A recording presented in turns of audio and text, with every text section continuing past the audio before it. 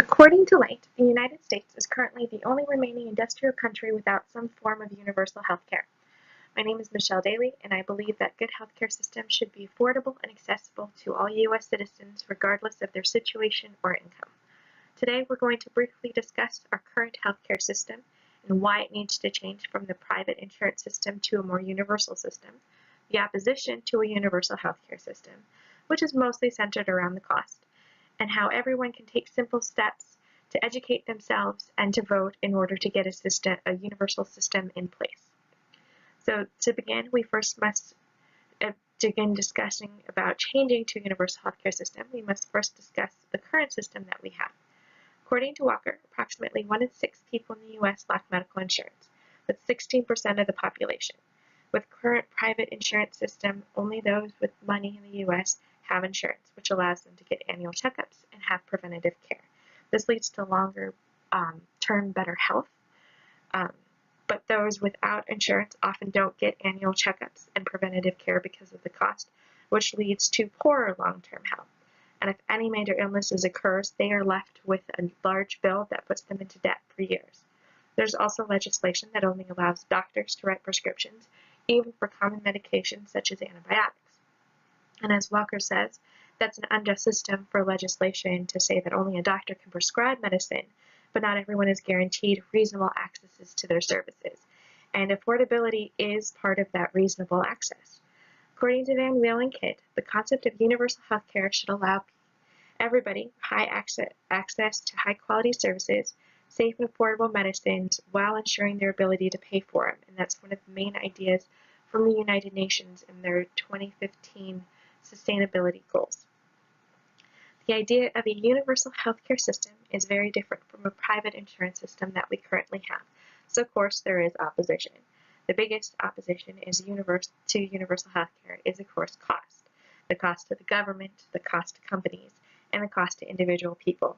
Specifically, the idea that the working class will pay for everybody's healthcare. As reported by White in 2000, the WHO, the World Health Organization, did a study of almost 200 countries and ranked them by their efficiency. The U.S. was rated 37th country despite having the most expensive system. Most people with health insurance will tell you that they have high monthly premiums and high copays. And this is why Light says that it's a coordinated system that's needed to fund a universal healthcare system. If we take what individual people pay, what the companies who provide insurance for their employees pay, and what the government already puts into systems such as Medicaid and Medicare, we can create one system. And as Heder and Winner said, it's the often shallow public debate about the ACA that largely ignores the historical context of the American grant and aid system. The government already funds health care. We just need a more efficient system to use that funding correctly. The other major opposition is the wait times at doctors' offices and ERs will increase. By creating a single system, we can create incentives for quality doctors and specialists in widespread areas. And by removing the idea of in-network doctors, this allows more freedom of choice for individuals to pick their doctors. By utilizing the doctors for basic checkups and preventative care, this actually shortens ER wait time because those at the emergency room should only be there with emergencies. After discussing why healthcare needs to change and some of the reasons the opposition is wrong, we're going to talk about what universal healthcare could look like in the U.S. and what everyone can do to make it happen. As White says, it's a fact that primary care is dependent on access to health services, and better health means a decrease in hospitalization and the use of emergency services.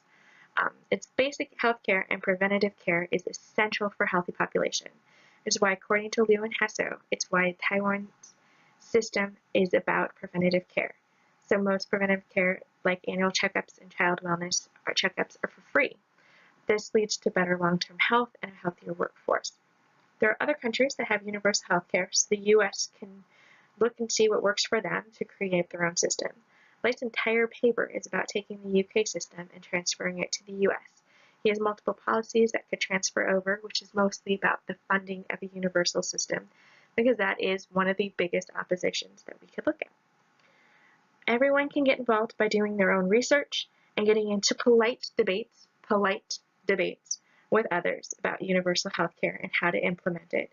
and also going out and voting every time that there is new legislation or a politician is using healthcare as one of their platforms. Healthcare is an important topic. It's not just about our health, but our children's health. It's about creating a system that doesn't allow people to get sick or die just because they're poor. This is why it's important to get universal health care into the U.S. Our current system is not enough, and we need to make a better one. But it will take everyone getting involved and voting and making universal health care a conversation to get things changed. But I think we can do it. As Dr. Margaret Chan, the WHO Director General, once said, I regard universal health coverage as the single most important, powerful concept that public health has to offer. It is inclusive. It unifies services and delivers them in a comprehensive way based on primary health care. Thank you, and have a good day.